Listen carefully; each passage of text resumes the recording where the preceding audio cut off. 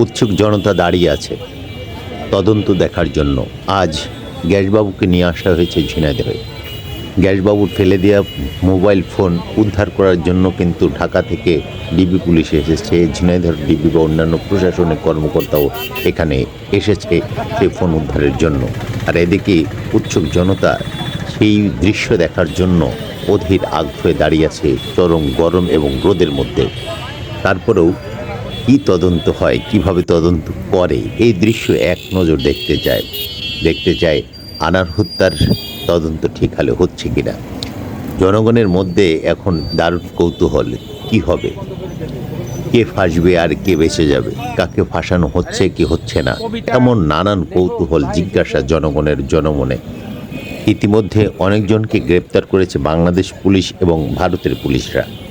তার মধ্যে শিলাস্তি রহমান ছিল, শিমুল ভূঁইয়া ছিল, আরও বেশ কজন ওখানে ধরা পড়েছে।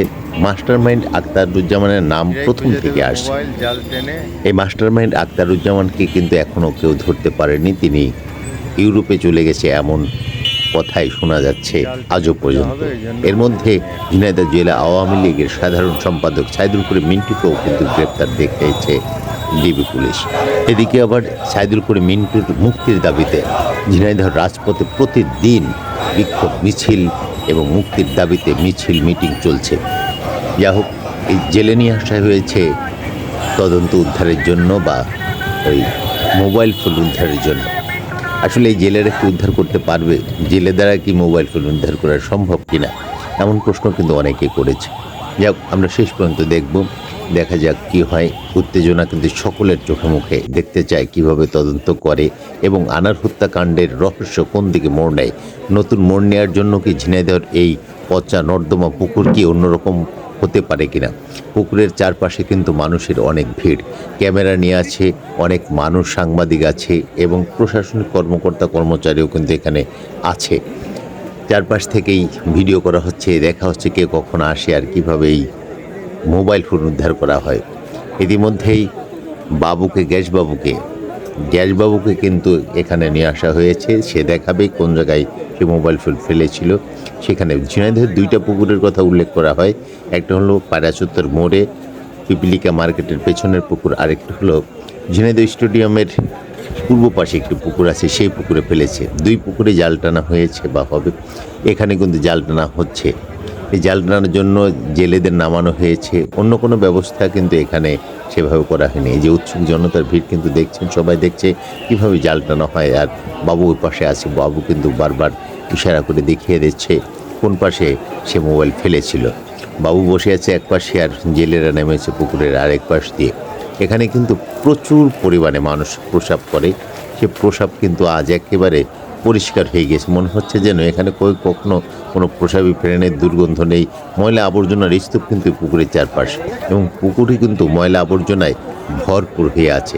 দারুণ অনেক দিনের নর্দমা, এই নর্দমার মধ্যে ফোন ফেলেছে, সেই ফোন উদ্ধার করবে এখান থেকে, এই পুকুর থেকে দেখিয়ে দেবে। ও পাশে কিন্তু বাবু রয়েছে, আর এই পাশে কিন্তু এই যে জেলেরা নেমে গেছে এই ফোন উদ্ধারের জন্য। অবশেষে আমরা ফোন উদ্ধার হতে পারবে কিনা এটা নিয়ে কিন্তু দারুণ সংকোচ মানুষের মধ্যে আছে। অধীর আগ্রহে দাঁড়িয়ে আছে দেখার জন্য তদন্তের কোনো ডকুমেন্টস এখান থেকে উদ্ধার করা যায় কিনা। যেহেতু ঢাকা থেকে ডিবি এসেছে, প্রশাসনিক কর্মকর্তারা এসেছে এখানে গ্যাসবাবুকে নিয়ে, এবং তার দেখানো পথ ধরেই কিন্তু হাঁটছে এখানে পর্যন্ত। অবশেষে আমরা যদি দেখতে পাই বা দেখতে চাই যে কী অবস্থায় হচ্ছে এখানে মানুষের ভিড়, সারা দিন ধরেই কিন্তু সকাল থেকে ভিড় ছিল এখানে। কখন আসে, কখন বাবুকে দেখবে, কখন তদন্তের মোড় কোন দিকে যাবে, এই কৌতূহল নিয়েই কিন্তু মানুষ এই পুকুরের চারপাশে এই ওত পেতে আছে বা দাঁড়িয়ে আছে অনেক মানুষ। চারপাশে যদিও মানুষকে ভিড় করে দাঁড়াতে দিচ্ছিল না, দেখেন তিনতলা চারতলার উপরে কিন্তু মানুষ ওখান থেকে দেখছে কীভাবে দেখা যায়, কীভাবে উদ্ধার করা হয় এই ফোন। যাই হোক, ওই পাশে বাবুকে রাখা হয়েছে আর এই পাশে নামানো হয়েছে জেলে। এরা কিন্তু কেউই ডুব দিচ্ছে না, তাহলে ফোন উদ্ধার করবে কী করে? ফোন উদ্ধার করতে গেলে তো তাকে পায়ের আন্দাজে ফোন উদ্ধার করা যেতে পারে না, অন্য কোনো ব্যবস্থা ওখানে করেনি, ডুবুরিও নামানো হয়নি, জাস্ট জেলেদের নামানো হয়েছে। তবু আরেক পাশ দিয়ে পুকুরের, এখন বাবু কোন পাশ থেকে ফেলেছে বাবু কিন্তু ইশারা করে দেখিয়েছে, সেই জায়গা হয়তো খুঁজছে।